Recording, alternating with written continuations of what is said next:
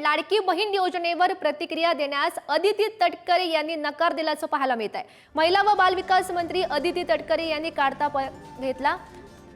100 दिवसांच्या आराखडा बैठकीनंतर तटकरे यांनी हा काढता पाय घेतल्याचं पाहायला मिळालं। माध्यमांनी संभ्रम निर्माण करू नये, लाडकी बहीण योजनेतील लाभार्थी कपातीवर तटकरे यांचं हे अजब उत्तर पाहायला मिळालं। लाडकी बहीण योजनेवर प्रतिक्रिया देण्यास अदिती तटकरे यांचा हा नकार। महिला आणि बाल विकास मंत्री अदिती तटकरे यांनी काढता पाय घेतल्याचं पाहायला मिळत आहे। त्यांनी माध्यमांशी बोलण्यास हा नकार दिलाय आणि या संदर्भात अधिकची माहिती जाणून घेऊयात। आमचे प्रतिनिधी सुशांत सावंत सध्या आपल्या सोबत आहेत।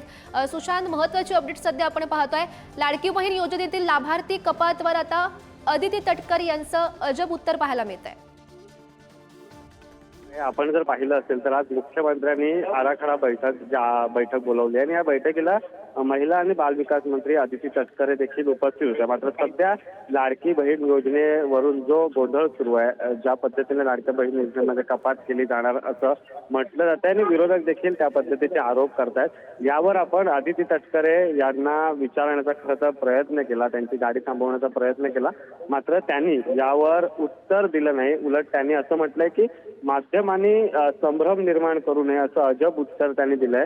2 मिनिटं खरं तर त्यांनी प्रतिक्रिया देणं आवश्यक होतं, कारण लाडकी बहीण योजना ही खरं तर महिला बालविकास अंतर्गत येते आणि विधानसभा निवडणुकीदरम्यान ज्या पद्धतीने सरकारने त्याआधी घोषणा केली होती, पैसे देण्यात आले होते आणि त्यानंतर आता कपात जी आहे त्यामध्ये करण्यात येते। कारण आपण पाहिलं असेल तर अनेक त्रुटी ज्या आहेत त्या लाडक्या बहीण योजनेमध्ये आढळून येत आहेत आणि यावर खरं तर अदिती तटकरे यांनी उत्तर देणं अपेक्षित होतं, मात्र त्यांनी उत्तर न देता माध्यमांनी संभ्रम निर्माण करू नये असं अजब उत्तर देत त्यांनी त्या तिथून निघून गेल्याचं आपल्याला पाहायला मिळतंय।